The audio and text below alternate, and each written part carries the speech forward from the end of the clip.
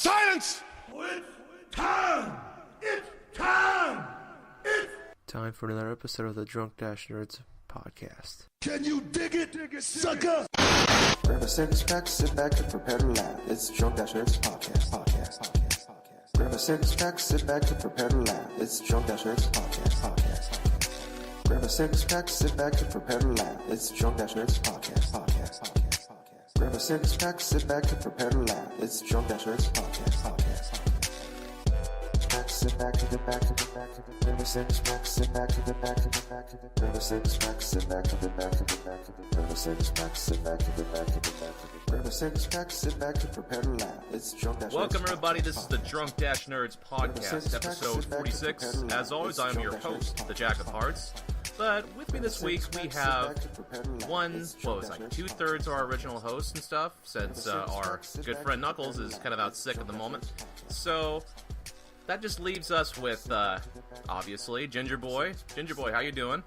I'm doing pretty good. Had actually a pretty cool experience over the weekend. I couldn't wait to tell you about this, Jack. Oh, really? A buddy and I went downtown Des Moines the other I guess Saturday night, and just walk around to the bars and stuff. And we were walking into a bar, and there was like 8 or 9 guys going, yes, yes, yes, yes, down the street. I thought that was pretty. I thought that was really cool. I thought you'd like that. And I also, a buddy and I, we decided to go into just like a dance club. And yeah, you know, I'm a fat white ginger guy. There's 3 things fat white ginger people don't do. We don't dance, we don't dunk a basketball, and we don't go out in the sun. So, okay. Anyways, so we went in there, and they have like this, you know, nice sized dance floor and like that. And there's just like 15 people dancing. And it's really just like these 3 groups of friends are the only ones dancing. Yeah. And there's just like a bunch of guys and girls just surrounding the dance floor because it's right in the middle. Right. And I felt like it was like going to senior prom again when you see all the people that go without dates. And they just stand around and watch people on the dance floor, like waiting, hoping someone to ask them out on a date. I'm like, it's like, man. So you're getting work. So you're like getting like visions of like just the sophomore year, you know, that awkward moment back when you were like 15, 16 or so. Just go. Oh no, I only went to dances if I had a date. I didn't want to go to the dance to stand there and watch people dance. I never went to a dance myself. I'm kind of glad I didn't. Yeah, it's a waste. It's a giant waste of time. No, I just thought it was pretty funny. It's like, wow, man. It's like we do not really. I mean, like we don't really change. We just like the environment we're in changes. Yeah. It's like work is high school for old people. Dance clubs are proms for old people. There was this weird guy. He was probably like, everybody there was probably around my age, mid to late 20s, yeah, and stuff. And there was like this weird guy that had at least 50, and like this like spring jacket, khaki pants, balding, just looked like a rapist. What? Oh, wow. Okay, continue on. I need to hear this.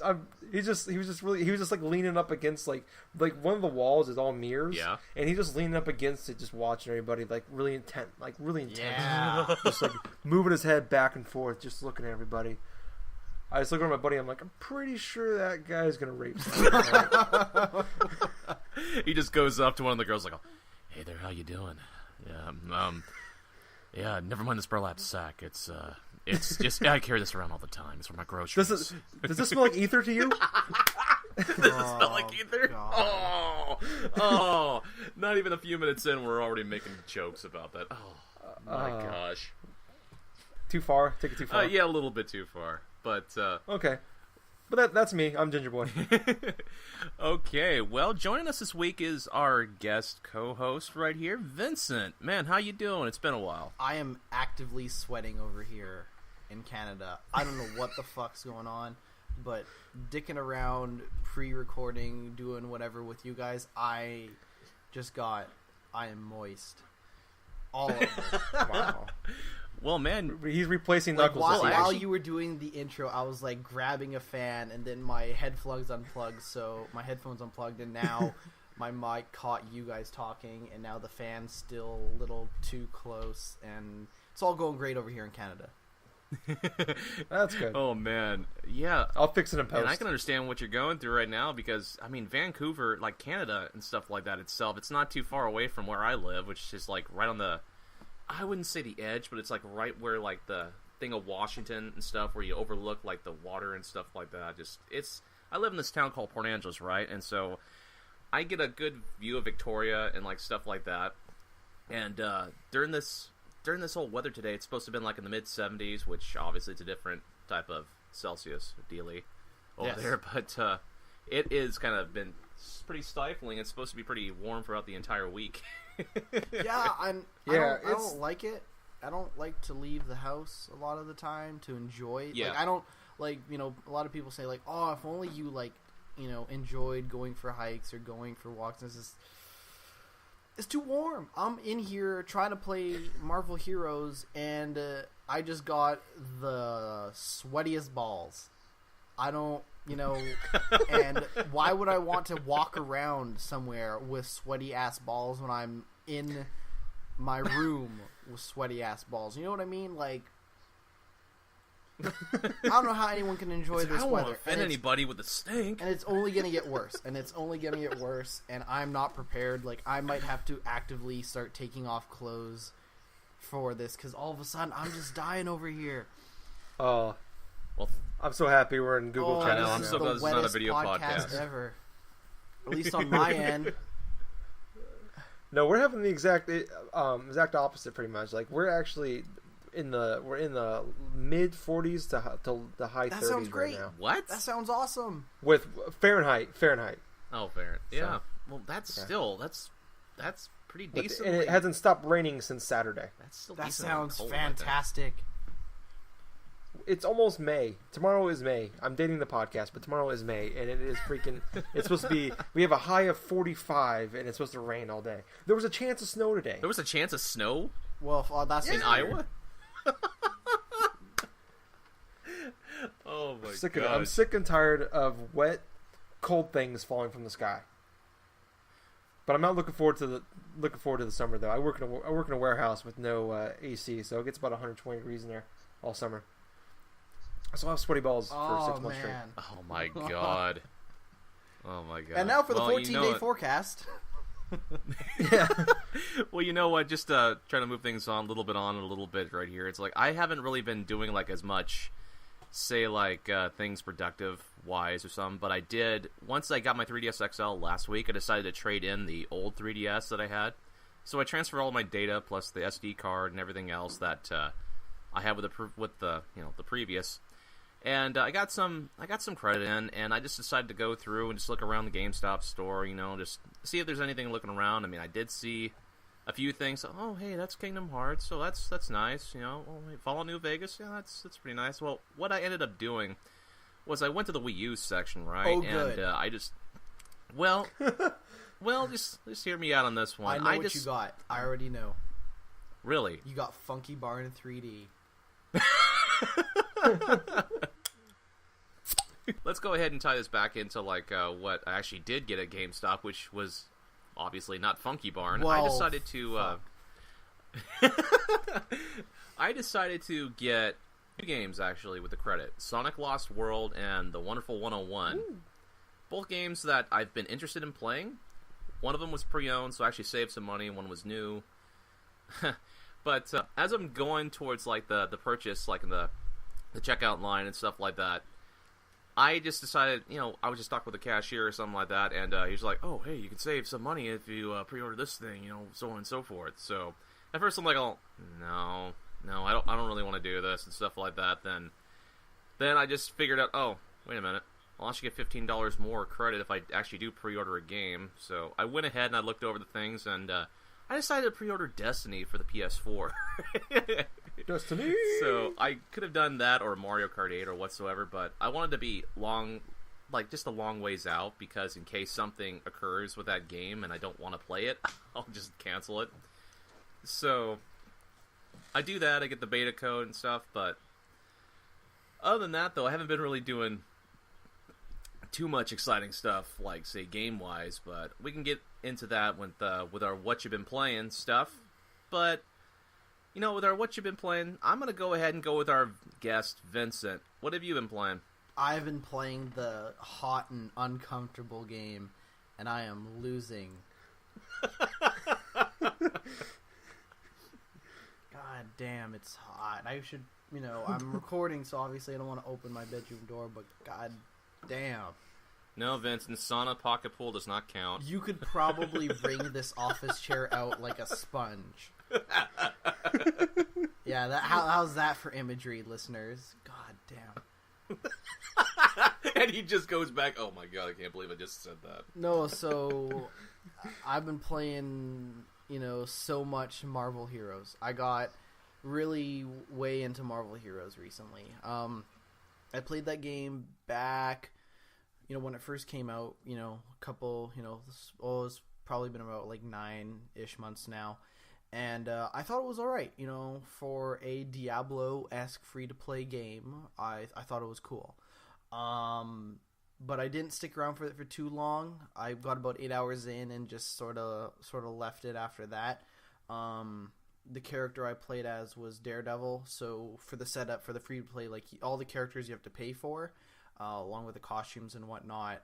But when you start out, you get some characters to pick for free. You get back when I played, I think I had like 4 or 5 to pick from, like Thing, Daredevil, Hawkeye, and somebody else. Basically, none of the Marvel characters you give a fuck about. And out of the shitty ones, I thought Daredevil was the least shitty. No offense to all the other characters. Hawkeye, I'm sure, is fabulous. But that's one I picked, right? And going through it, like, I just thought, like, it's pretty good, like, not too slow. Like, I didn't feel the need to want to spend any money. I didn't need to, at least I felt like. And then, I played a bit and sort of put it away. I got to about level 20. Level cap, I think, was 60 still at the time. It still is now, or it is now. I don't know if it changed. And then recently, they just put out a big update and called, like, Big 10, and I'd played a little bit prior to that. And I've just gotten way more into it. They've balanced so much now. It's way faster. You get loot. You get more loot. The loot drops are better. You get way more XP quicker. And the way they've changed up how you get the other characters is cool now. It used to be that they were just random drops, but now you get basically this extra currency in the game, which you cannot buy, which is kind of nice. And basically you can save up enough of those to get a random character, or you can save up a certain amount to get the character that you want. Characters cost different amounts, obviously. The more popular ones tend to cost more money, and I've been way into it. I've started spending a little bit of money in that game. Bought a couple characters right now. I think I got Black Widow for free, and I've been okay. She's my girl. She's my girl. I'm about... Yeah, I know. I think she's like around level 53 or 54 right now. But I also got Captain America, Spider-Man, because today, as of recording, I think today's the last day for the buy one, get one free sale. So basically, you bought a character, you got a character for free. So I bought Captain America, got Spider-Man for free, and then I dropped another $10 in, and I bought... like Hawkeye and Storm, because they're both $4.50 each in in-game funny money. And then I got like Moon Knight and who the fuck else? And Colossus for free. There you go. So that's on top of my Daredevil and Black Widow, both which I paid nothing for. And then I also got Scarlet Witch for free at some point. I don't know from what. I don't remember. But I'm really liking the game. I also bought some costumes and shit because I'm a fucking lunatic, but I'm a goddamn idiot. But whatever, I'm really enjoying the game. It's a lot of fun. I haven't seen everything in the game so far, and I haven't maxed anybody out yet, but I could see myself playing it for quite some time. There seems to be a lot to the game, and I like what I'm playing so far, so that's been it. Also, it's free, and it seems like perfect timing because I saw Captain America: The Winter Soldier right around the time I started getting back into Marvel Heroes, so it's just sort of been a Marvel just extravaganza. Yeah, Marvel. I was gonna say Marvel gang rape, but that sounded weird. come on. Extravaganza, yeah, makes more sense. So it's been a Marvel extravaganza for me, anyways. And Black Widow's pretty good. She tosses out some grenades and smokes fools. I don't know. It's How much do you think you've probably invested into maybe this? about $50. So like $4 American. Yeah, before. Yeah. Now, if you convert that into ISK, it's about like $7 zillion. And we convert it into zenny, it's like 700,000 zenny. Yeah, zenny. It's bitcoins. You want to talk about bitcoins? It's about 5 bitcoins. Yeah, I was gonna say. I was gonna ask you what was the current. But I don't know how much it is in dog coins. I don't know how much it is in doggy coins. How many hours do you think? How many hours you've probably got out of this game? Like 36 over the last 2 weeks, according to Steam. Okay, so you're getting the most out of it. About 53, 54 hours overall so far. All right. So yeah, I mean, the way I look at it is, I don't have a problem with free to play games like that, because they're great if you want to go play them here and there, like kind of like Blacklight was for me, where I just pick up and play and I put it down.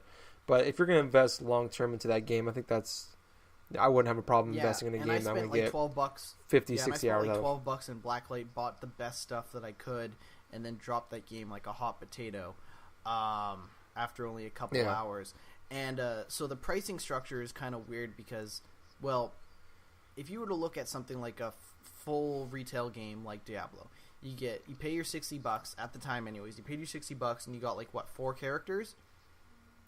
Right, so right now, if Marvel Heroes is free, you get a character for free, and I think they'll give you another character for free as part of like the in-game store tutorial or whatever, right? So let's say you get 2 characters for free at some point in the game. For $60, you can buy another 4 characters, and then out of those 4 characters, you also get 2 costumes each, and I think you get their character-specific bank slots as well. Now, for a free-to-play game, you look at something like a $60 package, and you're like, shit, that's a lot of money.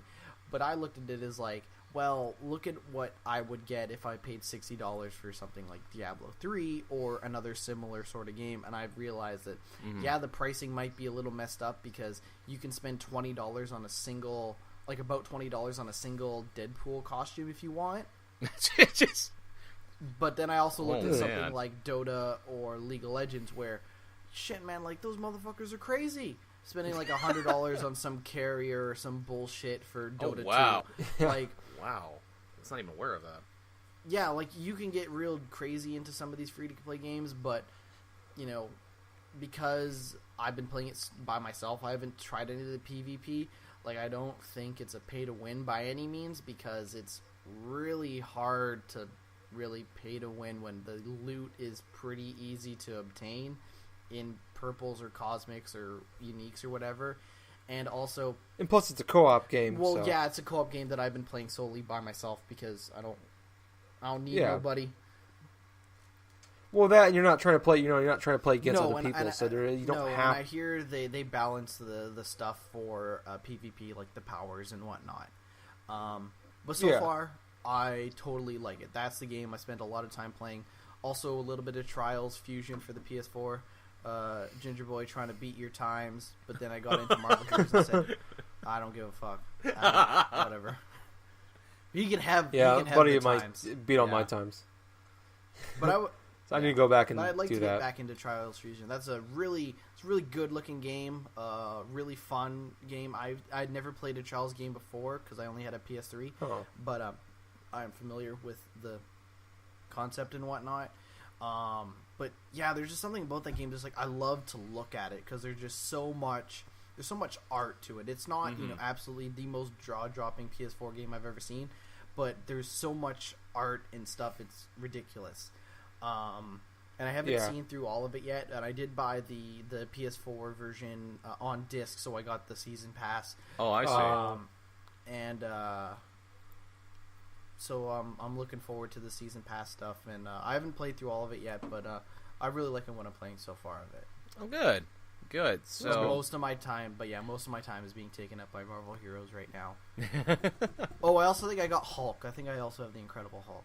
Oh, cool. That was like the thing I bought with the in-game currency that you have to collect that you can't buy. It takes a long time. Like it took me, like 36 hours. It seems like to get that much like currency to buy a random hero. But it's been all right so far. I got a lot of heroes to play as. All right, cool. So Gingerboy, what have you been playing, man? So like Jackie Boy here, I also made a trip to GameStop over the weekend. It's mistake number 1. Well, no, they had a pretty cool deal going on at my local GameStop, where whatever you traded in, you got an extra 50% in store credit. So I did the unthinkable, Jack. I traded in Madden. Okay. No, that's not unthinkable. I can imagine that. For him, it is As a because Canadian. he was constantly playing it for like weeks on end. This is about the only game I play, really. But I tried that in. Funny thing is, I bought it for $50 back like a couple days before Christmas. I bought it used, and I got $45 in store credit for it. How much? You beat the system. That's pretty $45 store credit shit. for it. So I put in probably over 100 hours in the 4 months I had it, and I paid $5 for it. That GameStop. is how you So- work the system, dude. That's awesome. Fuck them. Yeah, no. So I always get emails because I have the membership thing there, so I always get pretty good deals. And I traded in a couple other games I just had laying around that I wasn't playing, and I picked up Injustice and Injustice and NBA 2K14. I think I talked about Injustice when it came out in 360 like a year ago. My plan was I was going to fly through it all because it only takes a few hours.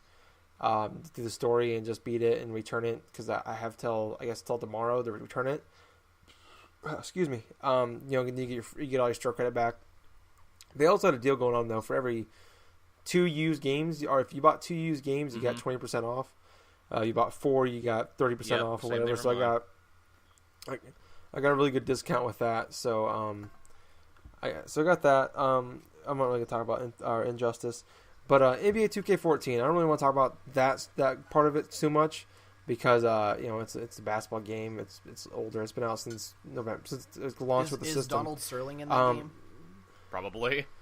Topical. Actually, he might be. He might be. I think they might have like they do like sometimes cut to owners and stuff like that. So game. he could be like when he might be, but they might do an update, take him out of it. Emergency patch. Yeah, they did it. They've done it before. Sports games done it before. I remember they did it with Aaron Hernandez for the Patriots last season on Madden. They did it with Michael Vick with the whole dogfighting thing before. But no, with this, so I always like to do my player mode in NBA 2K, where you just control one player. You get drafted. You follow a team. You only control him. You can't do anything else. And as you play the games, and depending on how well you do in the games, you get what they're called virtual coins, or VC for short, and you use those to like upgrade like your 3-point shooting, or your defense, or ball handling, or whatever. Can you upgrade your ability to get set on fire? No, unfortunately, you cannot. Is there a boom shakalaka meter that you can increase? If they had that, that would be fuck awesome. That game. That's some bullshit. Yeah, you kind of make me hate NBA 2K now. I might have changed my review. No, so you can have that, but the thing is, a couple years ago they started making it so you can actually buy virtual coins with real money, and which wasn't a too big of a deal. It's pretty cheap to buy the coins. I with 2K13, I probably spent $10 on these things, but I put well over 100 hours into the game, so I thought that was, and I didn't buy the game at full price. I think I paid $30 for it, so I paid $40 for this game. I put over 100 hours into, so for me it was fine.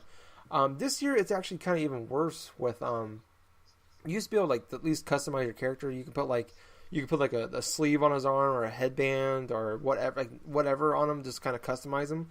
Now you actually got to pay for that with the virtual coins, and they're not cheap. With like, it costs like 1,500 VC to get a sleeve for your shooter, but that can take you 7-8 games to get that much coins.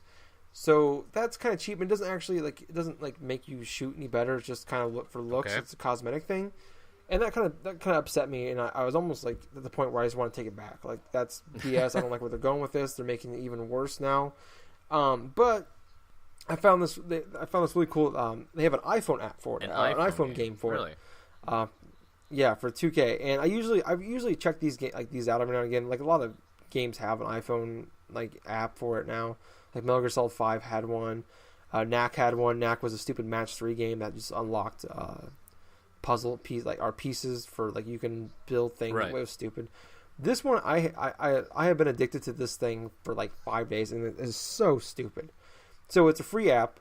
So what it does is it gives you like a deck of cards of like NBA players, and each player has like a number for for offense, defense, ball control, and mental game. Yo, my ball control is off the charts. No, so then you have like your common, your uncommon, rare, epic, and legendary, and a few other like categories for how for the players you have. Like you can have just like I have like Josh Smith, who's actually an epic player, and then I have like Norris Cole Right. from the Heat. He's a common player and his stats really low. So we do are the BC Boys characters. I don't believe so. They could be a play as legendary one. Obama? I'm not sure though. It might actually. What the fuck? Have we not learned anything from NBA Jam? Has society just thrown all of this knowledge to the wayside and said, no, let's make basketball fucking boring as shit? EA owns the rights to NBA Jam. This is 2K, so I don't know if they can or not. They might have the rights to Obama in video games. But what about NBA Ballers? Who made that? NBA, EA? that was also EA. NBA Yeah, it was Ballers? EA. Yep. Yeah. Was it? I think it was. Yeah, they made... Wasn't it Midway? Streets was EA. I think Yeah, Midway was Streets. Baller. Alright, well anyways. So what you do is... So there's 2 different kind of things you can do. Like you can pick... so you pick your 5 best cards, and you actually go online and play against other people. And what it does, you go through quarter 1 of a basketball game, and it gives you a random category of like the 4, offense, defense, ball control, or mental game. So I'll pick one of those 4, or a combination of 2, so you can have like offense and ball control. You pick one of your players, one of the cards, one of your 5, and then the other guy Right. picks one of their 5, and the higher score wins. And you with that, every time if you win 3 out of the 4 quarters, or sometimes you go to overtime if you tie after 4 quarters, you get 2 cards you can choose from at random, and it gives you an energy card, which and if you lose you get one card to choose at random. And they could have most times it's crappy common cards. Sometimes you get some nice. I got like a couple epic players, but what they have is a season mode, and season mode you pick your 15 best cards. You put 5 in the starters. You make 5 starters, 5 bench players, and 5 reserves. Each starter and what it is so every 30 minutes you have a game. You don't actually like play the game. It's just like how well the stats are. It matches them up against the other person. And you can just kind of look at see what the scores are and stuff like that. And so the game is 30 minutes long, and then there's a 30-minute break. So it gives you a chance to kind of like move your cards around. So the starters their points drop by 8 after every game. Bench players drop by 6, and then you put 5 in starters, 5 bench, 5 reserve. And the bench players gain 40 on all their stats. So what it is you just get put in with a random 30 other people in a league, and you play 82 games, and it took 4 days. I had my league in today, and I actually won the whole thing. Yeah. So what you do, and then you get these energy cards if you win the actual like the quick games. And what you can do is you just gotta go around, adjust your players. So if like Josh Smith is all his stats really low because he's been playing like 12 straight games, you put him in reserve, take him out for a game or 2, get stat backs up, throw him back in the thing, or you can use his energy cards that boost them back all the way up to full. Full, everything's full again. So I don't know why I'm playing it so much. I've been addicted to it like nonstop. I'm like in the quick games. I played over almost 200 games in 5 days. Each game takes like a minute or 2. It's not really a lot, but I mean, it's just I don't know. I usually hate these iPhone games, but I'm actually been addicted to it. And what I also like about it is that actually when you play these games, you get the VCs for your 2K player in the real game, so it kind of balances out some of the issues you have. So you get at least 1,500 virtual coins a day, which can get you can get you some pretty good stats. But that's pretty much mainly what I've been playing this week is a stupid free iPhone game for my basketball game. Well, let's. Well, hey, it does sound pretty fun though. I mean, I like a lot of the aspects of what you were just describing, though, for NBA 2K14 and stuff. It seems like it's an okay game, though. I'm not too sure whether I'd be interested enough to playing it, since I'm not really too hardcore of like a basketball fan, despite me being obviously a Golden State Warriors fan. But yeah. I understand. Like, I'm more of a casual basketball fan, but I like the my player mode a lot. So that's the reason I buy it, is the my player mode. I don't know, that kind of sounds like me with certain wrestling modes. But anyway, speaking about like what I've been playing, though, I decided to do a last hurrah for WWE 2K14, and you know what's kind of funny? After our recording last week, where I said I wouldn't go and go through the Undertaker stuff or like defend the streak and defeat the streak, guess what I did the very next night without me even like realizing it. Did you defeat the streak? Yeah, not only did I actually go through with the specific wrestlers, and beat The Undertaker after, oh my god, it just seemed like an eternity. I actually did it on my first try that night. That next night, I went through to defend the streak, and I defeated 53 dudes in a row. Oh my god. It was just mostly me just, doing strike attacks and just timed reversals perfectly, which just shocked the hell out of me. And what's kind of funny about that, I ended up being beaten by Christian. Oh god, that's embarrassing. Which, it was kind of embarrassing after the whole scheme of things, but you know what's kind of funny? I finished those last two things, and I end up getting the Platinum Trophy for WWE 2K14. Nice. Which really shocks the hell out of me, because I don't do 100% anything hardly anymore, because too time consuming. I want to focus on other games, but that's a big, just a big thing for me. Yeah. But other than that, I did play a little bit of Sonic Lost World. I've played maybe only an hour of it, but I am really enjoying the things so far. I like the stages. I mean, the first stage really reminds me of Super Mario Galaxy in terms of the way it's navigated, the way you can launch through platform to try to advance through the stage. But the main game I really wanted to talk about was a game I downloaded yesterday, and I've been playing a little bit of. I actually played nearly 2 hours of yesterday, which surprised the hell out of me. I decided to download Child of Light, which it's on the PS3. I think the Xbox One as well, and obviously the other consoles, the PS3, the 360, and even the Wii U. So because I wanted to play some of my Wii U, I downloaded it there. And I was just kind of taken aback at first when I was first started to play it, because you play as this girl who, for some apparent reason or so, just falls asleep and ends up waking up in some sort of mystical world. Although apparently she's supposedly, this is spoilers for the first maybe 5 minutes of the game. Oh, she dies or something like that, and she's awakened to this dream world. No, I don't want to play it now. But the thing about this game, the thing about Child of Light, it's a very simplified kind of it's a mix between an action and a turn-based RPG, where you go through and you encounter these enemies, right? But it's kind of similar to, say, I've heard comparisons to, say, Grandia's type of playstyle, which sort of has this elements where you actually have oh man, I'm trying to really describe this battle set right here. This well, anyway, what it is you all of the guys, your allies, yourself, plus your enemies, share this one bar, and basically what you do is you take turns just doing commands and stuff and just attacking one another. But the thing is, you can actually go with your little firefly, this little firefly person. Serenity? No, but good call right there. Oh. Not that firefly, but no. Throughout this game, you have this little firefly companion that follows you around, and you can use it to collect certain health power-ups and stuff, and actually it can be used against enemies in battle. So for, say, you're doing this turn-based thing, you can actually go and just navigate with this firefly right above an enemy, then press a certain button, and you can actually stun an enemy. And what happens when you do that is you slow their momentum down from actually executing or preparing an attack.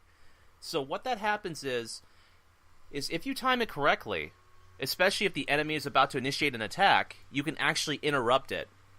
So, for example, inside this bar in particular, it's mostly blue, but there's about a quarter of the section that's red, and for charging up for an attack. So, in order for you to do this here, you could say, slow down the enemy, and then all of a sudden you outspeed the enemy and stuff that you're about to attack. You attack him just before he does his little moves and stuff, interrupts it, then you can repeat that until you win the battle. But the thing about it is, if you're attacked, you also get interrupted as well. So once you do that, you got to do defending stuff, and it's like it sounds a lot more complicated what I'm describing at the moment, but at the same time, the gameplay is really interesting because it's different than a lot of like the turn-based RPGs where you just select an attack and then just go forth and do the regular take turns doing this and that. But the look of the game, in my honest opinion, is very fantastic. It's kind of like how like a storybook. It's kind of reminiscent of like these type of fairy tale to like storybook type of dealies where it's like it's a lot of good like I think it's like cell shading type of stuff.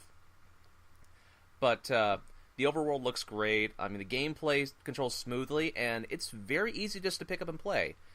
I end up going through the first couple of chapters in about, like I was saying, like about at least a couple hours. And you do get a couple of party members. Like I have this one party member that's she's a jester, and she is my main healer for this party. Oh, and another thing about this game also is it actually has branching out like ability log type of kind of like sort of like a spear grid from like Final Fantasy X, but much more like basic, honestly. So what you can do, you can go into 1 and 3 different type of directions. You can either make the person like say a heavy like melee attacker or a healer or a magic user or something like that. But the thing about it is, every level that you get, you earn 1 little like, EXP point, right? So every time you level up, you can save these EXP points, and you can spend it like on just to level up a certain ability. Like you get more magic defense, more like strength, or maybe learn a new ability. Kind of like Castle Crashers Kind of like that, except in like a way and stuff where you're not like it's sort of like Castle Crashers, but not really to an extent, such you're not like manipulating bars. You're actually just choosing, and it's actually telling you how much is actually improving. But but anyway, the game itself, I feel that it's starting to get a little bit. I feel it's starting to get a little bit better. It's starting to capture me a little bit more as I'm playing it. And the bosses in the game, they're very fun too. I mean, there's this the first boss in general where it's like these 2 big old gargoyles and stuff like that. I didn't have any problems like just taking them down. I mean, this is the perfect type of game, in my honest opinion, where if you've played like a specific game for a long period of time, like I have with both Pokemon Y and WWE 2K14 for over the past month of April, playing Child of Light is like a really big breath of fresh air. So anyway, this game is like about $15 on the eShop or on PSN or even on the Xbox Live Marketplace. So my honest suggestion is, if you're looking for a good game that's kind of like reminiscent of like say Chrono Trigger or like Grandia or if you like those type of RPGs, go ahead and invest inside Child of Light, because I feel it's fantastic and it holds a lot of potential for replayability, in my honest opinion. So after all that, that's good. I might actually think about probably going to pick it up. Excuse me, this weekend, and probably I might get that Daylight as well that came out yesterday. Well, yeah, I haven't really been hearing a lot of Daylight's only like $9.50. I haven't been really hearing a lot of decent reviews for like Daylight though. But hey, if you do get it and stuff like that, just play a little bit of just say how it is like for next week, because I want to hear a little bit. Yeah, I probably will. I mean, I haven't read reviews yet. It just came out. I don't know. I know it looks like an Outlast knockoff to me. But good. I liked Outlast. Outlast I know. knockoff. I'm okay with that. I liked Outlast. So anyway, if it's more Outlast, I'm anyway, okay with let's that. go inside of our topics at the moment here. Let me just go over this to be a little quick we here. are done with what we've been playing for the week, Yep. and I'm 5 beers in. You're 5 beers in already. Wow. Let's go ahead and take care of our our top news stuff first. So we had not one but 2 different Nintendo related type of events happen. Like one in regards to E3, what they're doing, and another for Mario Kart 8, which was just today, this morning, as a matter of fact. So we're going to go ahead and take care of this Nintendo streaming thing for E3. So basically, Nintendo, for the second year in a row, is not going to be doing an E3 press conference. But instead, they're going to be doing a couple things. One, they're going to be doing a streaming type of thing for E3, like around 9 a.m., like they generally would for the actual day of where the conferences start. But another thing that they're going to be doing is they're actually going to be throughout the day, like showcasing certain games and stuff that they're going to be releasing on the showroom floor. So, for example, they are going to be showing a new Smash Brothers. They are going to be, the Wii U version. They're going to be showing like the new Zelda game, which they have confirmed the new Zelda game is going to be coming sometime, hopefully this year. I mean, I want it to be this year. Wait, is that the Dynasty Warriors game or the actual Zelda game? No, The actual Zelda game, not like this Okay. Dynasty Warriors type. One people actually want to play. Kind of exactly what Gingerboy was saying. But also, they revealed inside this event that they're going to be having some sort of like a Nintendo digital event, like at Best Buy, pretty much. So basically, what this Best Buy thing concerns of is there's going to be this huge type of like Smash Brothers demo for the Wii U that's going to be presentable at Best Buy. So for anybody who's actually interested in just playing the demo first for Super Smash Brothers for the Wii U, now's your chance really just to go and try it out and see if you actually like it. So that's one part of the news. But Yeah. Go ahead. No, go ahead. You go and finish the news up. So another thing they also pitched forth is they're going to be having their own Smash Brothers tournament. They're going to be supposedly getting 16 of the top players for Smash Brothers scene, the competitive Smash scene, and actually have them on E3, just duking it out. I'm not too sure who or what's going to be happening in terms of what the person's going to get or what's going to happen exactly, but that's a little bit of something out there. So this could be taken as one of two ways. One, they're going to be heavily going forth the competitive Smash scene and stuff by endorsing use our game for competitive gameplay stuff, like say how Evo does with Street Fighter or King of Fighters or Tekken sometimes. I mean, but remember last year the fucking debacle at Evo with Super Smash Brothers? It was I hope it works out for Nintendo, but it also seems like kinda too little too late when if you want to actually get the hardcore fighting people, having your own thing at E3 isn't quite the same as having it at Evo when the people who wanted it got it in rules of what the competition was for Evo when it comes to the donations versus we think we understand how the internet works now, so let's have it at E3, which isn't a community event similar to something like PAX. It's a bunch of game journalists, covering serious ass shit, or at least trying to. It just does. It seems weird. It seems like sort of a desperate attempt to try and bring people in and to have more to offer at E3 because of their lack of a actual traditional press conference. Well, I look at it like this. I think I agree with you that it's kind of weird having the tournament at E3 when like you said, it's a lot of journalists. But I think it's a good point, a good time though, because this will give them, there's gonna be a lot of journalists there. It's gonna give them a lot of coverage for this tournament. So I think from that aspect it works out, and I think it's a great way to try to get. It's gonna make Brawl or whatever they're gonna call this one. Did they have a name for this yet? Or it's just they're just gonna be going with the name Super Smash Brothers. That's just gonna be their actual name they put on the package for both Wii U and 3DS. Okay, I didn't know if they had a name. All right, so I mean, I think it'll help broaden it, let people more people know about it that might not know about it anymore. Just don't keep track with Nintendo. But I don't know. I'm pretty. I like what they're going with the E3 thing. I'm not going there. Why waste the money getting this whole set, putting together this whole big thing for when they're just going to be overshadowed by bigger companies? They went the last few years. And you barely hear anything about it. Look at the last press conference Nintendo actually had back in 2012. That was really minuscule. It was just sucked. Not that great. They closed. It was garbage. And, it unsold people on the Wii U. I know. And kind of just was the 3DS is just and then the year before that, they had no information on the Wii U or the 3DS. Yeah, exactly. Just this Chase Me prototype is going to be a thing, and it's just oh, come on! It's you don't need Nintendo doesn't need a press conference because the information that they're going to give A is pretty obvious. Nintendo seems to be playing it pretty safe. For Yeah. all right, guys, let's make another Zelda because that's the thing that people want. It's the thing people will buy. I don't know if it's the thing people actually want. Well, It's it all just the thing depends. No, people people, buy. people want it. I agree with you. They haven't had a really good E3 press conference since they announced the Wii in like what 2006, No, actually, 2007.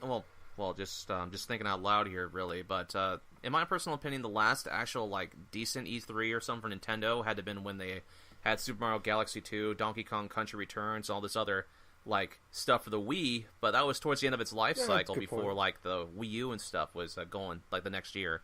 Yeah, so like 2011, 2010, 2011. 2011, stuff like that. But no, I think they have a good thing going though with the directs they do every Yeah. month, and it keeps them topical. They do one every 4 to 6 weeks or so, so it keeps them topical. They always have some good news coming out. I mean, if it's something little, there's always something going on with them. Yeah. Where they're not when they used to. It was just like you hear something about E3, maybe something in the middle, in between E3s that's going on, and that was all you'd hear. Like once a year, you get like you get a big pop Yeah, really. from Nintendo, and they just go away for a year. Exactly. And so I think the directs are great for what they are, and also I like the Best Buy. I mean, we talked about it. I think it was our first episode. Actually, It was our first episode. I went to the Best Buy, the Nintendo Best Buy thing, and I got to play Super Mario 3D World. Yeah. I got to check out. They had the Zelda Wind Waker for the Wii U. Yeah. They had Donkey Kong. And I think one other game Mario Kart. I played Mario Kart 8 actually. Really? And I destroyed everybody. That's right. That's right. As usual. So I don't know. I'm hoping they do it again. I thought we had a pretty good turnout at the Best Buy in my area last year. There was at least, I mean, it was only 2 hours long. There was at least 100. I don't know, we'll say 100. Probably 70, 80 people showed up. Wow. I don't know what they're getting at. Like we're not. pretty I big. live in Iowa. We're not a big area. There's not like a lot That's of. still a lot of not a people million- in that one particular. For yeah, probably percentage wise you look at. I mean, I guarantee you like the ones in like L.A. and Houston and the ones in Florida did a lot Right. bigger for number wise. But I'm hoping that ours turned out well. They haven't announced where they're gonna have the Best Buy, which Best Buys are gonna be at. But I know. hoping to go again. Hope play Smash Brothers and we could talk about it again here in I a couple months. I know for me and stuff with this whole Best Buy deal, I love the concept, but I really wish it wasn't Best Buy because the nearest one for me is like all the way inside Bremerton, Washington, which is like about 2 or 3 hours away. Okay. Well, ours. And let's be honest. Best Buy this is 2014, y'all. All right. I mean, hell, fuck why Best not Buy. Walmart? You know that damn thing's like all Well, over the place. I don't want to Walmart. Yeah. I think it actually when I went there the one we went to, my buddy and I, I thought it was really nice to set up. Cool. It wasn't like every time we go to Best Buy, it's never packed. Yeah. Unless there's like a big thing coming out, it's never packed. Walmart's always packed. So you want it like where it's gonna be a nice kind of casual, intimate setting where it's not gonna have this bunch of people walk. I mean, it makes sense for Walmart, I think, because you're gonna have you're gonna have a bunch of people there, so a bunch of people will walk by and see your game. Yeah.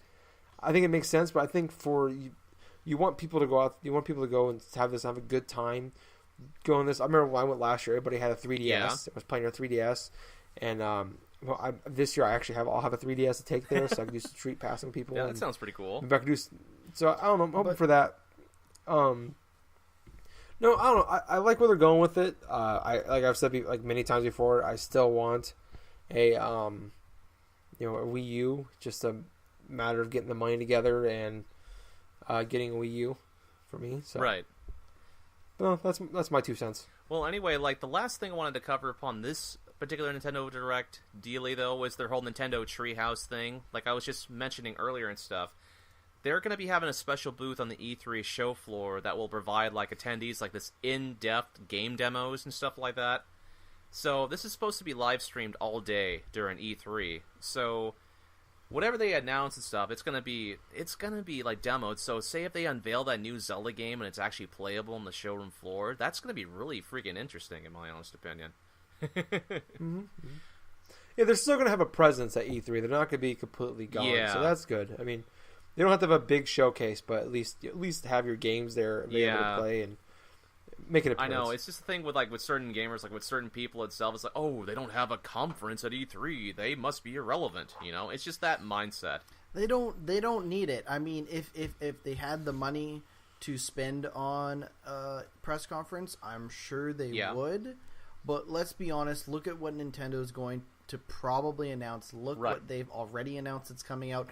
They're doubling down on, let's be honest, the same old shit. It's Mario Kart 8, it's Smash Brothers, it's what's inevitably going to be. I don't know if they've ever actually officially announced it other than like the bullshit like marketing where it's like, we're going to announce the announcement later on. Like they're going to officially announce the Zelda game at some point. And then the world will be totally not shocked because look at Nintendo's numbers, look at how they're doing financially. You know, they have a lot of money to burn, but they gotta double down on the shit that people are going to buy. Because that's all they have right now. They can't go, why bother making a Rhythm Heaven? Why bother making a WarioWare? Why bother making an Elite Beat Agents game or whatever when that's cool. Like, that's the weird stuff Nintendo should be making, but that's not the stuff that's going to sell. I mean, I don't think they're, like, being safe or doubling down on these games. You look at going back to the 64, they've had, like, the same... Well, actually, going back to Nintendo, they've had the same kind of thing going they always had the big Mario game. They always, even going back to 64, or Super Nintendo, they've always had a big Mario Kart game. 64, they've always had the big Smash Brothers game. They've always had the big Zelda game. The difference is, as of now, they have nothing. I mean, obviously, we're basically saying, as of right now, like they have like 3 games. They have Smash Brothers, they have Mario Kart, and they have that weird ass Zelda Dynasty Warriors game. And now I'm sure the actual Zelda game, and the actual Zelda game that they haven't actually officially announced, other than that we're working on a Zelda game and see all at E3, right? But I bet money that we're gonna hear some about Metroid the next. We got to hear something different. I mean, for God's sakes, we've already gotten 2 Mario games, New Super Mario Bros. U, the add-on to it, New Super Luigi U and stuff. Plus, we had Super Mario 3D World.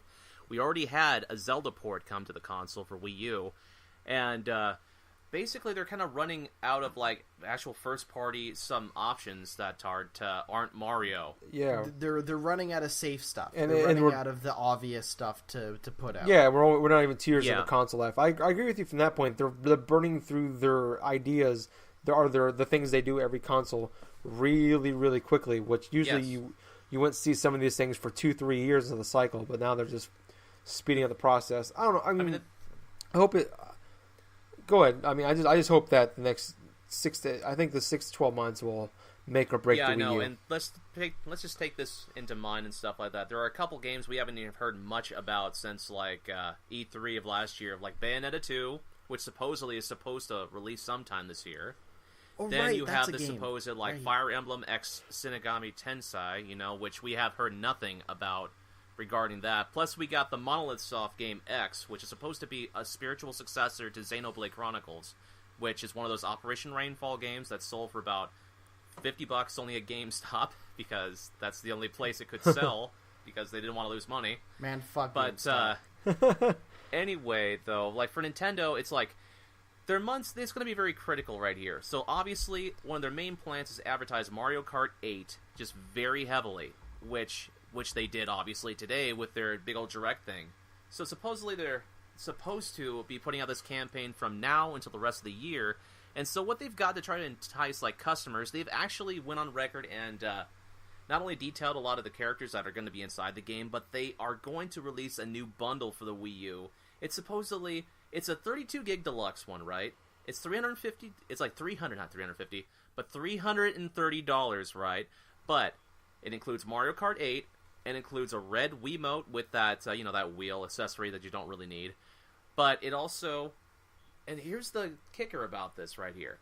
The Mario Kart 8 copies, with every copy you buy of Mario Kart 8, there's a little offer here to actually download one of 4 Wii U games for free. Right? So the options here are like The Legend of Zelda HD, the Wind Waker HD. Then you have New Super Mario Bros. U, Wii Party U, and Pikmin 3. So basically, quintessentially, you're spending $330 for not only Mario Kart 8 and the deluxe model for the Wii U, with the Wii remote kind of for free, but you're also getting a $60 game for free. That's a good, enticing offer. I mean, yeah, if you're desperate, if you were someone who wants to buy a Wii U, Like that me. seems like a good deal. But like, if you're someone who wants to get in on this next generation train, which, let's be honest, as much as we like to joke, the Wii U kicked off the next generation. You know, Yep. that is, as silly as that might seem, graphically and power and all that stuff, like, they kicked it off. But if you are Joe Walmart, who does not have the big three consoles, and the big three not being a Nuya, or some bullshit, The new Amazon you know, system.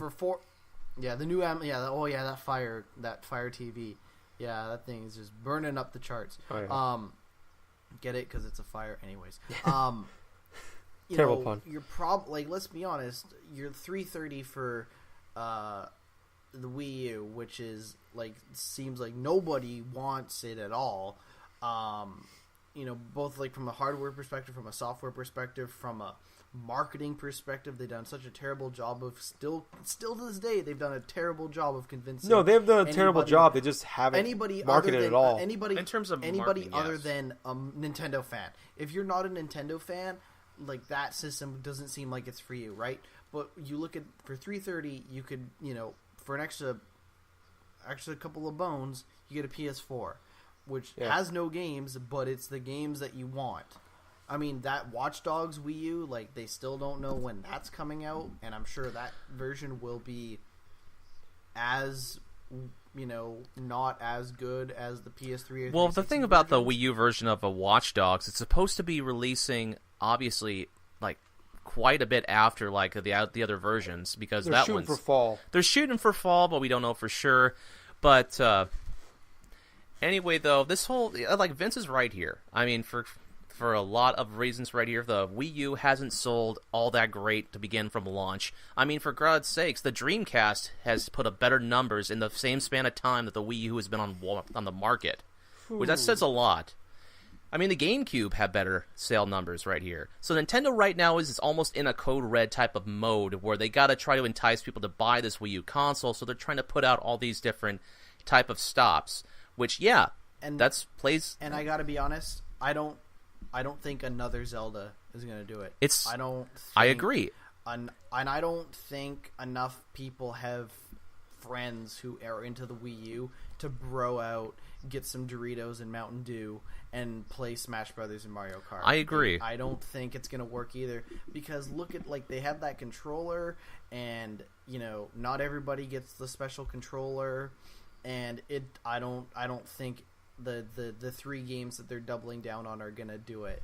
And that's a good point, Vince. I mean, as much as us, like, our hardcore gamers, and I use quotation marks when I say that, as we hate that, you know, like how the games are marketed to the Dorito, Mountain Dew guys, or the frat guys that play, all they do is play Madden and Call of Duty and the shooter of the month. That's the target market right now, and Nintendo is not hitting in that, and quite frankly, and they've all but said they're not trying to hit that. Right. That's not the market they're going for. And let's be honest, the people who played Bayonetta, the people who bought the first Bayonetta, did not buy enough of Bayonetta, because now it's on the Wii U, where it's certainly not going to sell enough. The only reason it's getting made is because Nintendo's paying for it. Yeah, Nintendo was personally paying for a Bayonetta 2, and still people bitched about it because it wasn't on the PS3, or it wasn't on the 360, or it wasn't on the next-gen consoles, you know? And it's just like, you guys didn't buy enough Bayonetta when it was available to end up in this situation. Like, look at the Sonic games. Like, people could not give less of a fuck about Sonic than now he's on, you know, the Wii U, where people can continue to not give a fuck about him. Which is kind of funny because, for instance, you know, the Sonic games pretty much sell the best on Nintendo consoles, kind of, you know? That's just been the deal. That makes total sense, because, you know, that makes sense. And that's, I'm not being, you know, I don't mean to insult anybody or like that. I believe that. If you were to tell me that more people bought the 3DS and Wii U versions of, like, Sonic and Sega All-Stars Racing Transformed, I'd believe it. As someone who has the PC version of Sonic and Sega All-Stars Racing Transformed. Mario Kart ripoff. Well, anyway. Whatever, man. That game's dope. But anyway and stuff, just to go a little bit over the details here of Mario Kart 8 before we quickly move on right here.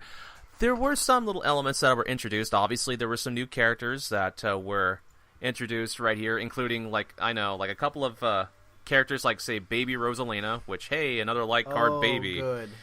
Yeah. And here's a kind of an odd one. Nintendo. This Oh, no, I'm joking. I know, but here's like there's an odd one right here. You know you've seen like Metal Mario, right? Well, there's a version of Peach here that's called Pink Gold Peach, which it's kind of how I'm saying it right now. It's like it's Peach that's kind of golden with sort of a pinkish type of tint. It's kind of running funny to out of look at. ideas. But anyway, they did go over in this direct like the various like things you can do on the track. Obviously, the anti-gravity stuff, and there's actually some specific weapons that contend against the blue turtle shells, which that's kind of funny. This whole thank horn. God. There's this horn weapon, right? That you can use to disrupt other people and stuff. Every time you use this horn and stuff, it disrupts like groups of like the people that are surrounding you by like about a couple meter radius, and you can actually use it as a defensive move to get rid of like things like turtle shells, including the infamous blue shell, which honestly is the biggest pain in the ass in all the Mario Kart games. But but yeah, you know, this time they've actually done some balancing issues as well, like in terms of carts and like bikes and stuff. Because in the Mario Kart Wii, I played through that game extensively. One of the few games I actually played extensively on the Wii. The issue was that the bikes were always so superior to the carts because of their mobility, because of their speed and stuff like that. With their demonstration that they were doing earlier on today, it's like it's pretty much balanced out depending upon which track you go on, like it should be in certain like other racing games too, you know. But other than that, let's see. I believe they did try to touch a little bit upon the history, but other than that, though, I would recommend people like if you're interested, just look at some of these directs, these past couple like Nintendo Direct dealies, like the one for the EA, not the EA, but the one for the E3 one, and this one for Mario Kart 8, and even to a certain extent the Smash Brothers one, because they're like radically different than what Nintendo normally does. That whole like generic type of directly to you type of stuff. So anyway, that should do it for like about Mario Kart stuff. Okay, let's go ahead and get into this Destiny type of bit of news we got right here. So, apparently you can reach the level cap in Destiny in only a few hours. So this little report coming out. I guess there was like Vince might know more about this than I do, but there was an embargo going on where a bunch of journalists got to play a little bit of a demo for Destiny.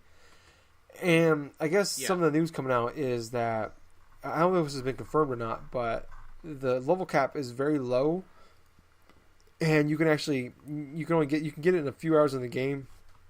And what they're focusing on in Destiny is almost like Borderlands, where they're going to focus more on unlocking better weapons and better costumes and things of that nature. I'm kind of curious how it's going to work out. I think you look at most RPGs, you grind not to mainly to get more money to buy the stuff, to buy like the costumes, but also mainly when I grind in like JRPGs mainly, I grind to get higher levels. You look at like people, casual gamers, or not really so much casual gamers, but people that just play Call of Duty in the battlefields. The main reason they keep playing is to keep leveling up and prestiging and then level up some more. It doesn't make it any better. They just their level gets higher. Right. So I'm just kind of curious. I mean, do you guys think this is a smart move on their behalf to do this, or do you think this is like not even a deal at all, or what do you guys think? I don't think it's that big of a deal. I wish they could have had both, where there are lots of levels to go through and lots of loot and all this stuff. But I'll tell you why I think it's good, because first-person shooters, multiplayer first-person shooters, drastically need a new formula. Period. We can't keep doing the same old like shit that we've had since Battlefield 2, where you kill enough dudes, you get the points, to get the unlocks and all that stuff. Like, if Destiny is going to focus more on storytelling and exploration and loot, I think that can only mean a good thing, because if you don't want what Destiny's offering, don't worry. In a couple of months after Destiny comes out, there'll be a new Call of Duty for you to play that'll give you exactly what you're looking for. If you're somebody who actually wants something a little different from their first-person shooters, Destiny seems like something that's totally offering it, more so than even something like Titanfall. And I think that can only mean good things, because if they focus less on the numbers aspect of Destiny and more on the world building, the storytelling, the actual just the controls, you know, the mechanics and stuff, I think that can only mean good things, because let's be honest, you know, if there wasn't some part about Diablo that was enjoying besides the part where the numbers went off, the numbers went up, people wouldn't play it. You know, mechanics always have to come first. Even if it is a tried and true formula like a first person shooter, where, hey, guess what? If you're going to want more accuracy, aim down the sights and aim for the head, right? You know, I think any change is good change at this point, and I gotta be honest, I trust the Bungie guys to do something, because I know they have a lot to prove since they reinvented the first person shooter wheel once. I don't expect them to do it again, but I do expect them to, you know, make a quality game that can stand on its own without the, you know, the tired formulaic problems that bog down so many first-person shooters now. Well, the thing about this is, what I feel about it, I think this is a move in the right direction. Because what's the biggest pain in the ass when you're playing an online first-person shooter?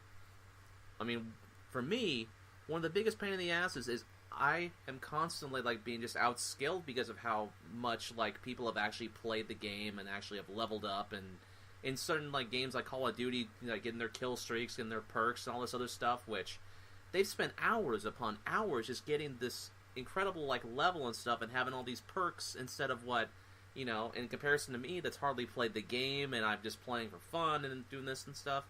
I really like the idea of just being at max cap, like, say, in, like, only a few hours, because that goes and focuses on everything else. Like Vince was just saying, you know, focusing, like, basically on what weapon structure you want to do, what costume stuff is going to be more beneficial.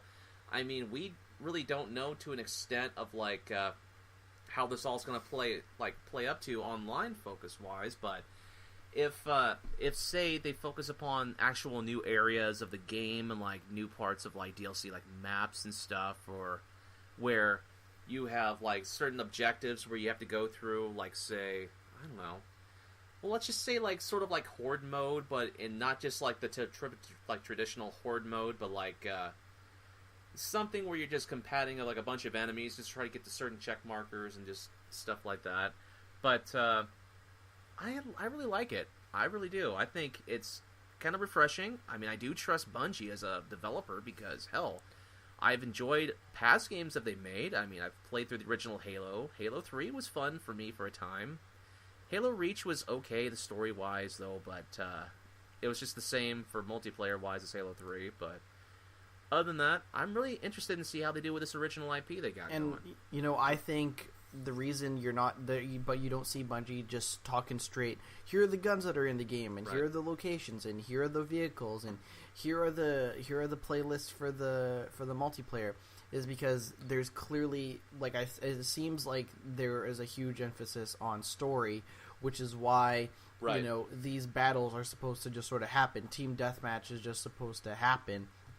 At least what it seems like. We don't know shit about Destiny. When actually, now that I keep talking, we don't know shit about Destiny. Yeah. Other than, you know, we really don't know much, right? And I'm suspecting that the reason we don't know, like, just baseline facts of, oh, well, there's gonna be team deathmatch and capture the flag and all this stuff, is because there has to be some sort of larger world emphasis on the conflicts that are happening, right? There has to be. And I think if you're going to put story first and world building and all this stuff, that's risky because, let's be honest, that's not what people come to games for. They come to games for the gameplay. But if you're going to tell the story through gameplay, that is, you know, if they can basically do what it seems like that Titanfall campaign tried to do, which is combine both single player, like, campaign and multiplayer in a much more meaningful way, because let's be honest, who cares about that Titanfall campaign? they might really have something that you couldn't have achieved by just, having 60 levels to go through, and then you get the prestige, and then you rinse, wash, repeat. Yeah. From what I was reading is, I guess Destiny's going for it is the biggest problem. Drop my mic there. The biggest problem they've been. You look at some of the games like Borderlands. It's kind of, and people always compare Destiny to Borderlands. Is that when you jump into a game, you might have a friend that's a level 40, but you're level 15, or you might buy the game a month after it's released, or you might get it for Christmas, and all the people you want to play with have had it since it came out in September, and you put you at a disadvantage where that hurts. I played Borderlands. I remember playing Borderlands 1 and 2 I have friends that sit there and just play the game for 8-9 hours straight and just be level 30 or 40 a week into the game being out. Here I am, level 15 character, and we're playing he plays in my game, he's destroying everything, I'm not having any fun, or I play in his game and I'm getting killed constantly. So I guess what it looks like they're going for is, or this is what I'm thinking is, they want to keep that where you're somewhat close, which I think is smart. I mean, I think that has ruined more games for me than it's actually, the whole level system than it has, than anything.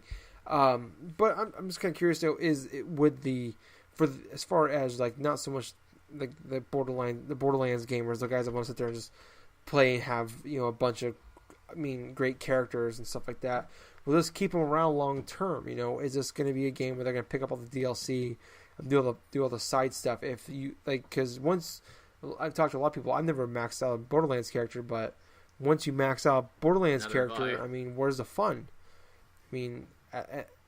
Only if you're doing it inside of a group and stuff like that, and you're doing it consistently, but not by yourself. That would get repetitive quick. Yeah, I played games before. I remember when I maxed out my Fallout 3 character, like with a few hours ago in a game. I remember I did that recently with South Park Stick of Truth. I maxed out the level cap, and I still had 4 or 5 hours in the game, and it was just kind of like it kind of hurt some of the fun. It didn't really hurt I didn't enjoy it didn't make the game bad, but it kind of took out some of the fun of the game of the grinding, and just sometimes some of the fun of the games is grinding and dealing with side quests, and if there's no big benefit to the side quest, will this affect unless you get some really awesome weapons, will this affect the fun of the game for people? That's what I'm just curious about. I'm hoping at this point, really for me though, it's like I really don't want to hear anything more about Destiny until we get a release date on the beta.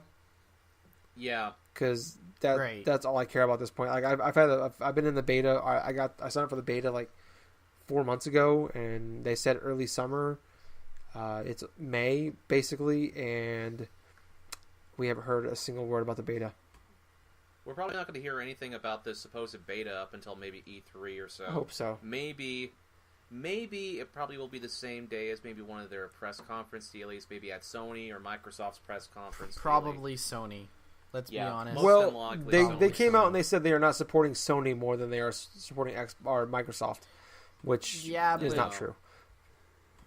Yeah, let's be honest. DLC is exclusive first to Sony and whatnot. And you get the beta first on PS4.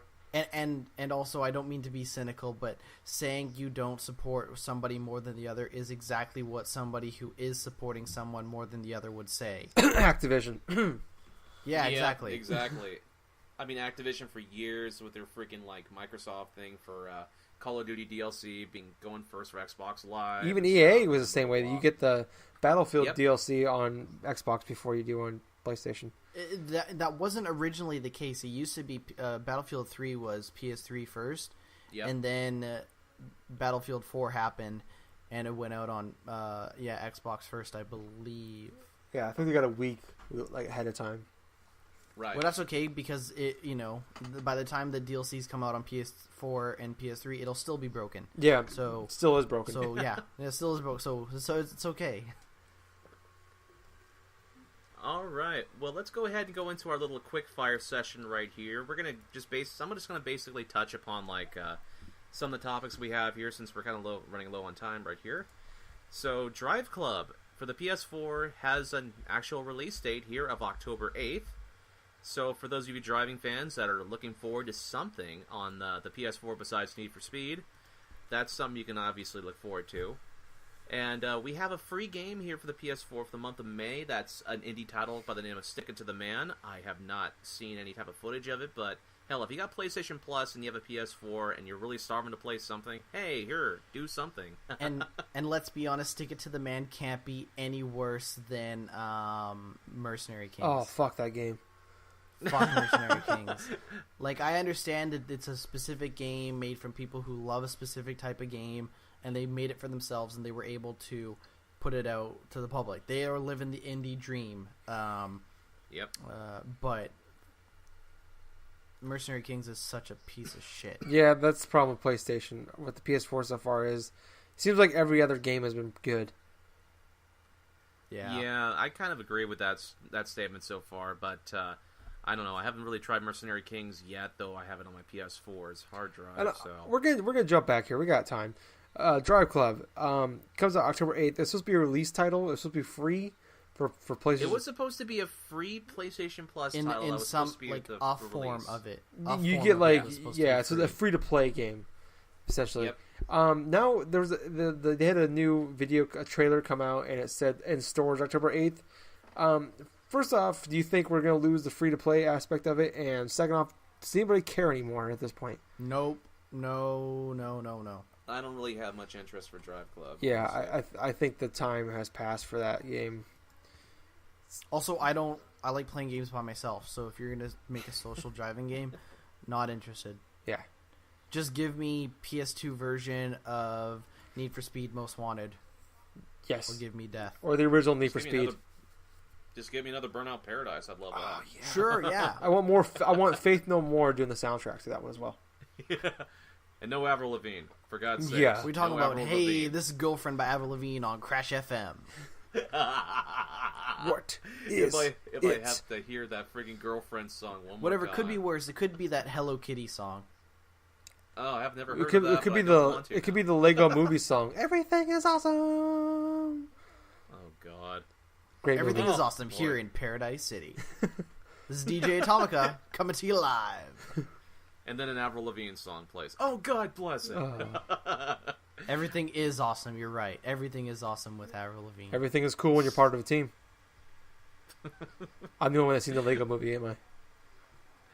Yeah, you are. Go watch that movie. Anyway, we do have a little bit of news right here. Another designer, well, actually, another person leaves Naughty Dog. The lead character designer for Naughty Dog left, and he was pretty much responsible for designing, I think, the clickers or something for The Last of Us. So already you've already got a bunch of people that have left, 4 or 5.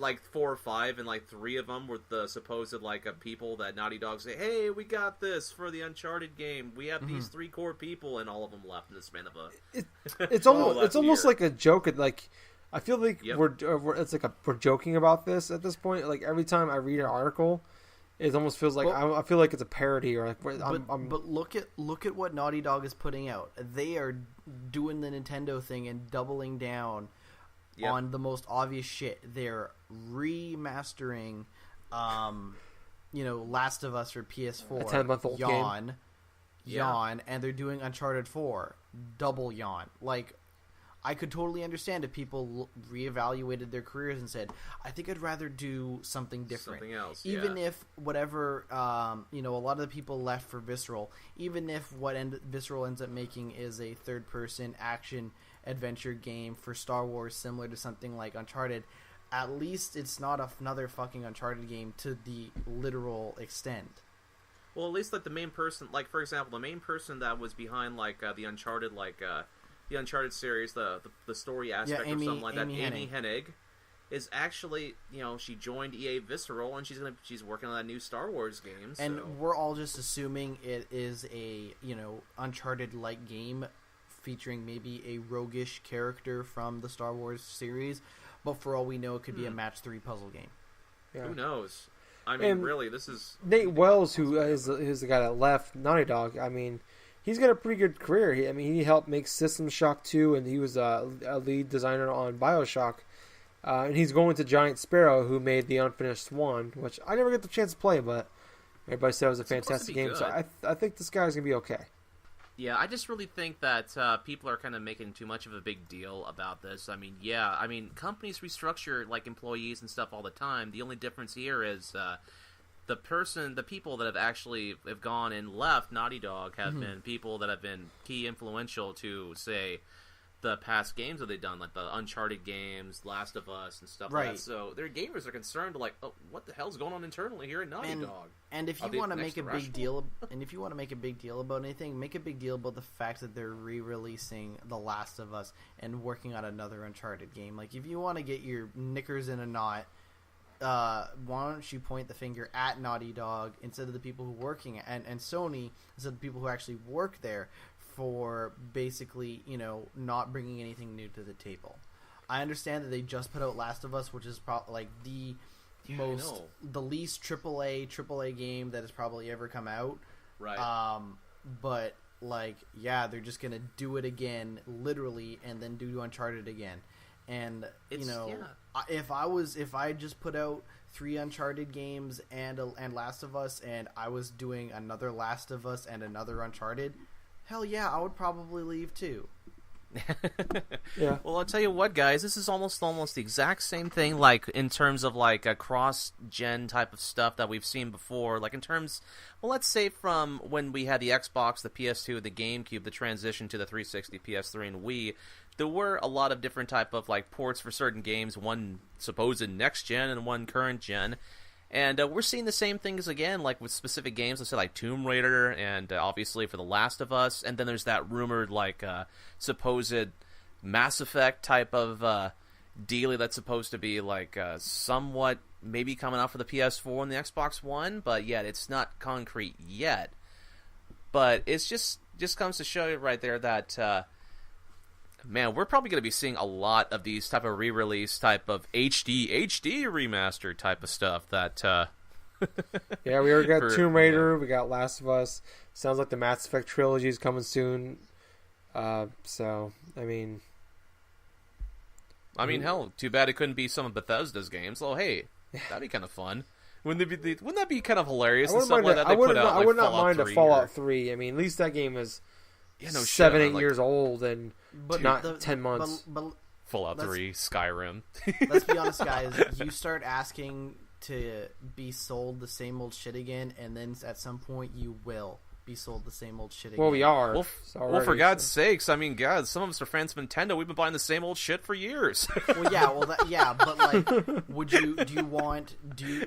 you really rather want another Fallout game instead of something new from Bethesda? Maybe something even not Fallout or Skyrim or Elder Scrolls. It kind of really depends. Honestly, I would love another Fallout game like Fallout 4 or something like that, but at the same time, it depends upon what content and what type of various things they do to the game that would be more appealing or not. You know? It's kind of a broad question because, I mean, they could completely change up the style of the game. Like, look at Fallout 1 and 2 compared to 3. That was a big change in the direction of the series. Same can be said Fallout 4. I guess the only reason I say this is because I'm really into championing the indie games. For the developers are making the games they want to make. Yeah, not I'm the games that the publisher is telling them to make. Which is why I look at something like The Last of Us HD and I'm like, give me a fucking break. Like, I understand that. I can be pretty critical about it, and I understand that I can be a little, maybe unnecessarily so, but like. Even the idea of another, next gen Fallout game isn't nearly as exciting as it could be, or as it would have been, a long time ago when we have so many other developers making games that are not remakes, they're not the 4th game in a series, and stuff like that. And I think that is totally why all those people at Naughty Dog left, is because they just don't want to make the same thing. Well, yeah, or they don't want to make the new same thing. Well, yeah, that's a good thing that you just said right there, Vince, because For one, we've been seeing a pattern for the past couple of years of the same developers that have been inside their studios for quite a long time. I mean, guys like, say, for example, at Konami, like Koji Igarashi, the dude that was doing the Castlevania games for years, but he was stuck on doing these like mobile type of games, like these little projects and stuff. And Konami actually canceled a couple of his games that he wanted to make. So because his type of games weren't selling, and obviously they gave the Castlevania license to Mercury Stream, which honestly, that was the biggest shit idea I have ever heard, because I absolutely hate those games. Right, yeah, those but, games, yeah. That's the thing. He left his studio, and he started working, on his own. He started working on his own studio, and he's going to be creating, probably, most likely, his own, Castlevania stuff. I say, don't say you want the same old thing until you really want it, because then you see something like Mighty Number 8, which is they haven't done shit with the Mega Man franchise in a very long time. You know, 9 and 10 were cool, but they weren't.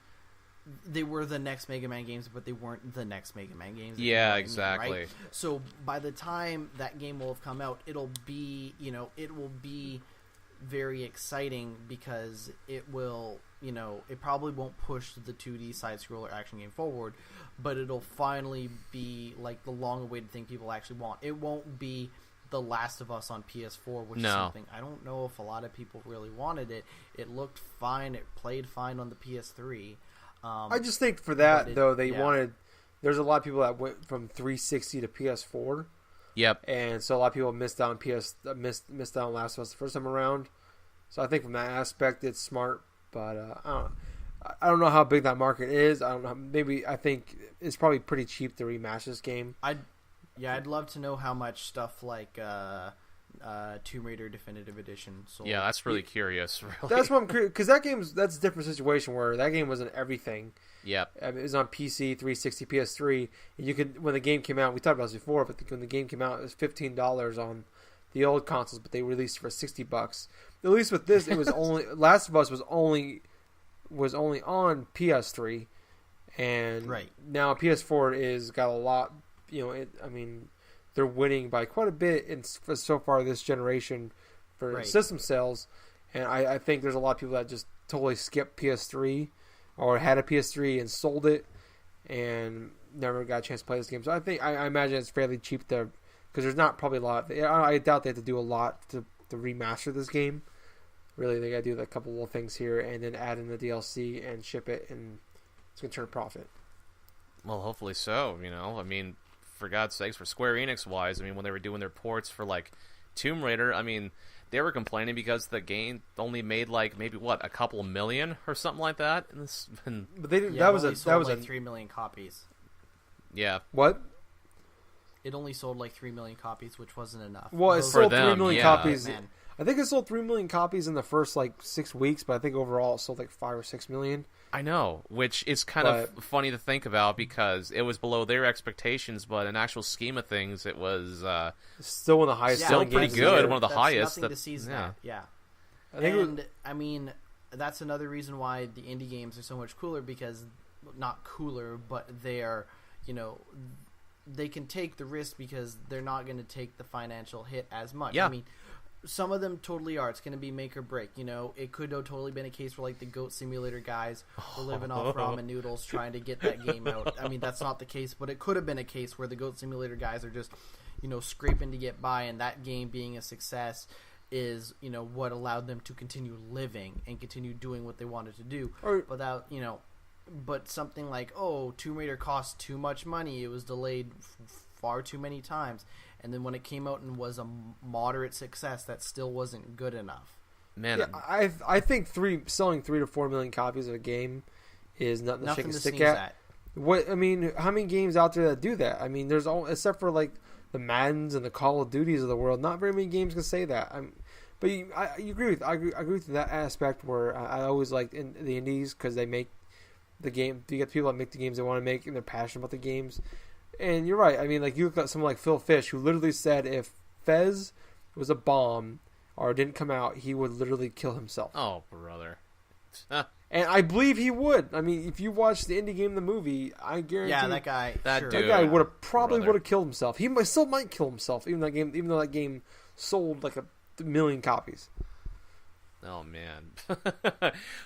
And I'm sure like the percentage return way higher than, I'm sure they made 400% of their money back versus something like, man, yeah, easily. Tomb Raider that maybe broke even when all thing is said and done. Yeah, everybody lost their jobs for a game that sold 4 million copies. Oh, I know. I know. Well, anyway, let's go ahead and start our last topic of the evening before we close things out. And this goes along with what we personally would like to see sequel-wise. So, guys, what's the unannounced sequel that you are looking forward to the most? So, we're going to start off with Vince. What type of sequel would you want to see to a game? Just to set up the thread, the reason I picked this was, the topic, because I saw a thread on Giant Bomb where people were saying, like, unannounced sequels they'd be excited about, and it's always the same bullshit, like Shenmue 3 and Psychonauts 2 and all this stuff that's never going to get made. So the reason I picked this is, realistically, what is a sequel, inevitable sequel, that you would be looking forward to? Not Shenmue 3, not Psychonauts 2, like shit that is actually going to come out that is unannounced. So for me, probably one of the big ones would be, whatever the next Treyarch Call of Duty game is going to be. Is it going to be Black Ops 3? Is it going to be something totally new? I'm pretty sure it's going to be Black Ops 3. But hey, guess what? I'd play another Black Ops.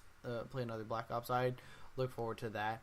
And also, as someone who enjoys hockey, but didn't buy NHL 14, while it's kind of cheap to pick a sports game because they're always going to come out until society is collapsed and there are no more sports. I'm looking forward to NHL 15, because that'll probably come to that has to come to next generation systems, and I'm looking forward to playing some hockey. So for me, it's NHL 15 and what is probably going to be Call of Duty Black Ops 3. Okay, Tyler, what about you? For me, it's Madden, obviously. That's been announced. No, that doesn't count. That's Madden true. It's been 15 has announced. been announced. It's not really a sequel. It's like an annualized series. Yeah. I don't know. I look at, man, it's hard to say because Resident Evil 7, obviously, but that's pretty much all but been announced. There's even been a poster leak that's going to be announced at E3 this year. But some of the ones I really want to see are kind of more pie in the sky ideas. But I'd like to see like a Binary Domain 2, which I know Vincent would love to see too. Oh man! Maybe next generation Big Bow. Yeah. Maybe a second Enslaved. I really enjoyed the first one. I thought the ending was kind of left you hanging there. Yeah. That's the only thing I'd fix about it.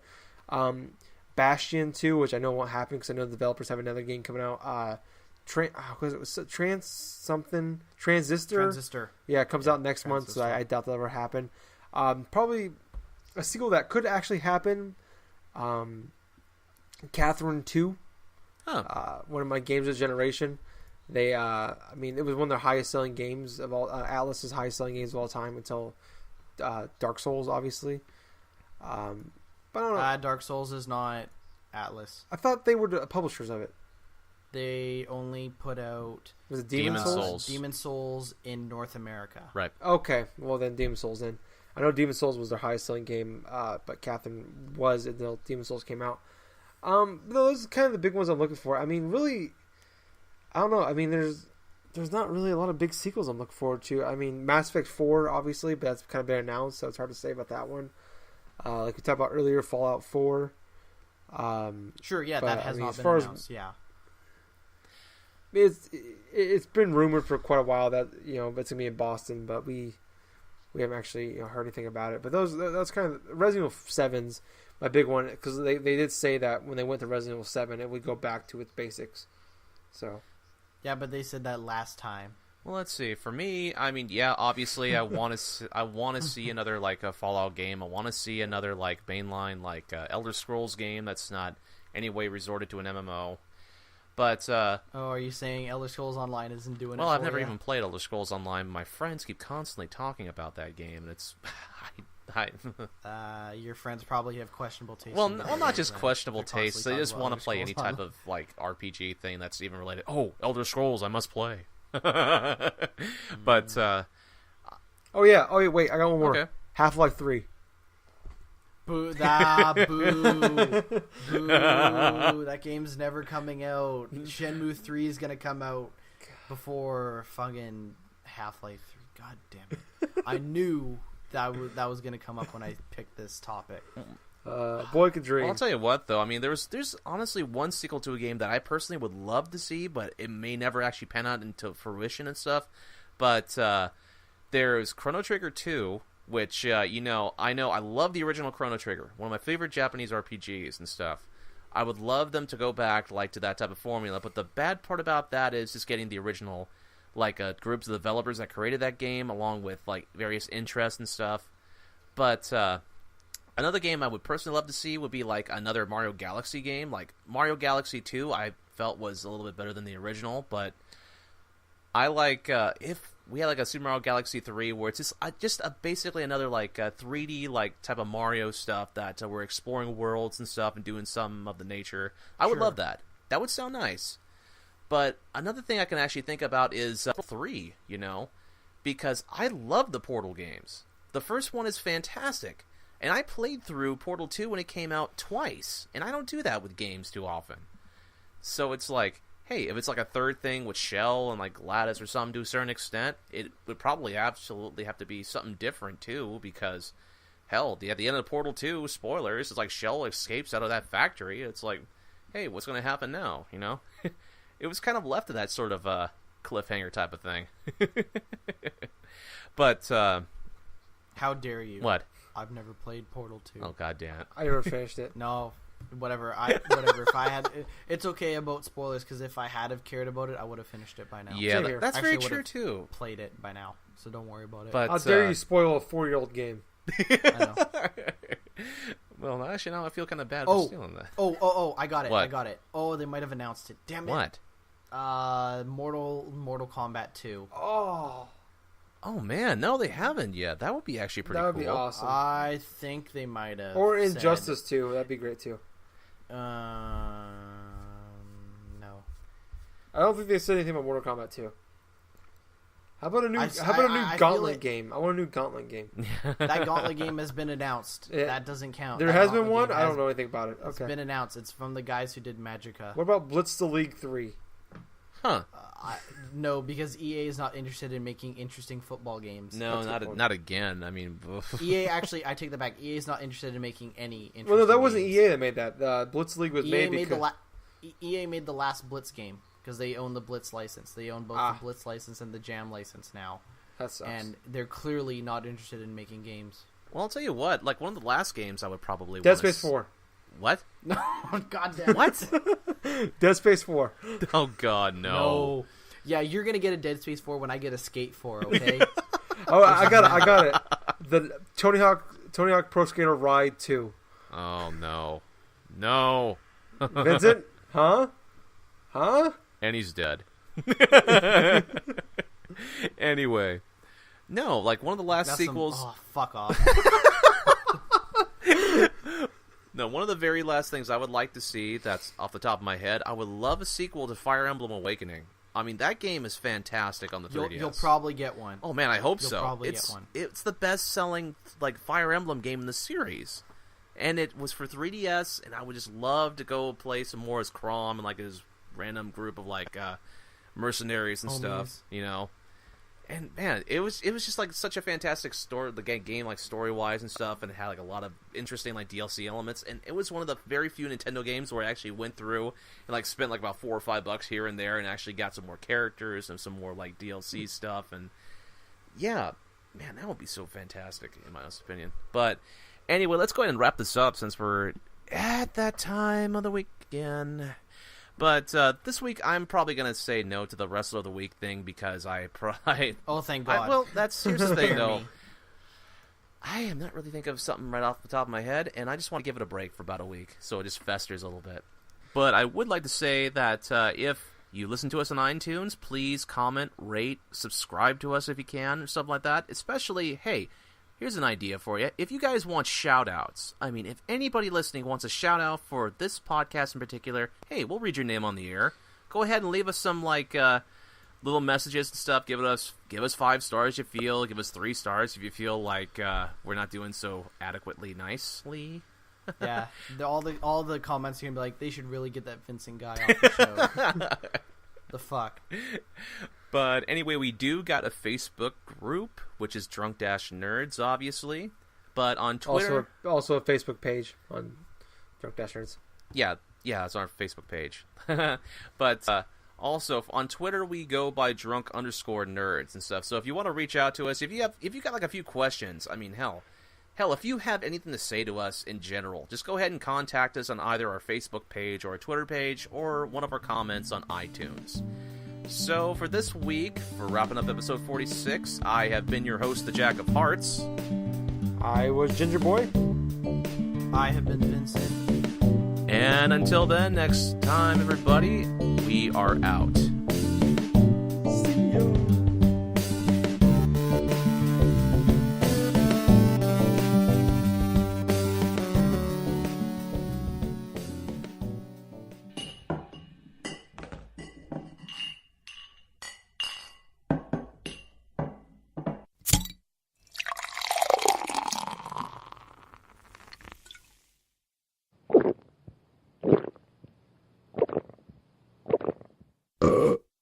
Excuse me. Few too many beers there. Anyways, we're on iTunes now, so go on there, check us out, and if you like us, leave us a review, and we'll even shout you out. And Jack will send you his credit card number.